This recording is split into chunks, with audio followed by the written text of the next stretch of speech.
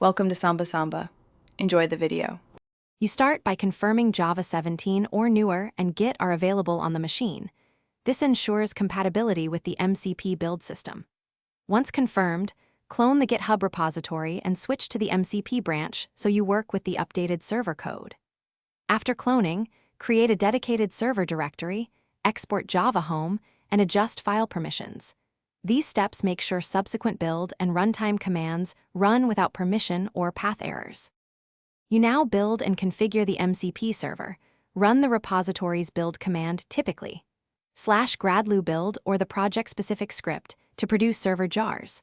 While it compiles, open configuration files and set server. Properties values like port, max players, and world name also configure whitelist and resource packs before launch.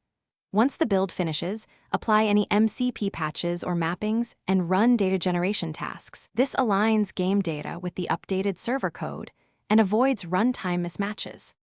You finish by launching the server inside screen or tmux so it keeps running detached. Use a tuned JVM flag like XMX to set memory.